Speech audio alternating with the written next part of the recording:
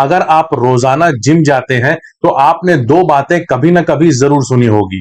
पहली ये कि क्रेटीन लो वरना आपके मसल्स नहीं बनेंगे, और दूसरी कि क्रेटीन लेने से किडनी खराब हो जाती है। सच जो है इन दोनों के बीच में है। क्रेटीन ना तो स्टेरॉइड है और ना ही क्रेटीन कोई केमिकल है। हमारी जो बॉडी है वो क्रेटीन को खुद भी बनाती है। आज के इस वीडियो में हम समझेंगे कि क्रेटीन हमारे शरीर में करता क्या है, इसे कितना इस्तेमाल करना चाहिए, इसकी क्वांटिटी कितनी होनी चाहिए खाने के लिए, और किडनी खराब होने की बात कहां तक सच है। तो चलिए हम कंफ्यूजन को दूर करते हैं। सबसे पहले एक गलती ठीक करते हैं। देखो, एक होता है क्रेटीन और दूसरा होता है क्रेटिनिन। ये दोनों एक नहीं है, ये दोनों अलग अलग चीजें हैं। क्रेटीन जो होता है वो आपके मसल्स को एनर्जी देता है, ताकत देता है, और जो क्रेटिनिन होता है वो उसका वेस्ट होता है, जो आप जब ब्लड टेस्ट करवाते हैं तो आपके ब्लड टेस्ट में वही दिखता है। इसलिए अगर आपके ब्लड टेस्ट में क्रेटिनिन बढ़ा हुआ दिख रहा है तो इसका मतलब ये नहीं है कि आपकी किडनी खराब हो रही है। चलिए ये जानते हैं कि क्रेटीन काम कैसे करता है। देखिए, जब आप जिम के अंदर हैवी वेट उठाते हैं,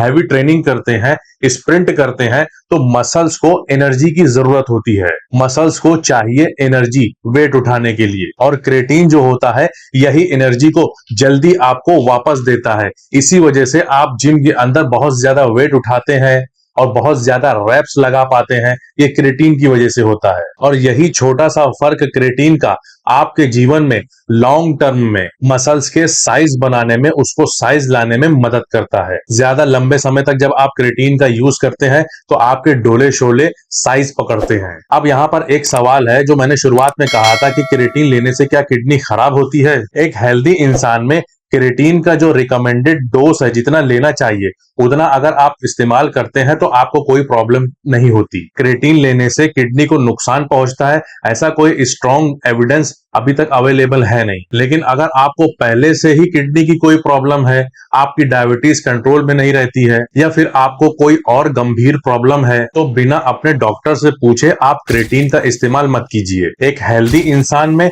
और एक बीमार इंसान में फर्क होता है, ये आप भी जानते हैं। अब एक और सवाल यहाँ पर आता है कि क्रेटीन का इस्तेमाल करने से क्या बाल झड़ने लगते हैं। एक पुरानी स्टडी से ये बात फेमस हुई थी कि बाल झड़ते हैं, लेकिन बाद में अभी की रिसर्च में ये पक्का प्रूफ नहीं है कि बाल हमारे झड़ने लगते हैं। इसलिए आपको इस्तेमाल करते वक्त क्रेटीन का घबराने की जरूरत नहीं है। और क्रेटीन का इस्तेमाल करने से क्या हमारे शरीर में पानी की कमी होती है, ऐसा भी बहुत से लोग पूछते हैं कि डिहाइड्रेशन के शिकार हो जाते हैं क्या हम। तो ऐसा बिल्कुल भी नहीं है। साइंस इस बात को सपोर्ट नहीं करती। बस हाँ, आप वर्कआउट करते वक्त जिम में थोड़ा थोड़ा पानी पीते रहेंगे, वो ज्यादा बेस्ट तरीका है। अब एक और सवाल, क्या हर जिम जाने वाले को क्रेटीन का इस्तेमाल करना चाहिए? तो ऐसा हरगिज नहीं है। क्रेटीन कोई दवा नहीं है, ये एक आपकी एक्स्ट्रा मदद है। अगर आप रोजाना जिम में जाकर ट्रेनिंग नहीं करते हो या अपनी डाइट के अंदर प्रोटीन का इस्तेमाल कम रखते हो, आपकी नींद भी पूरी नहीं रहती, तो सबसे पहले आप इन बुनियादी तीनों चीजों को ठीक कीजिए।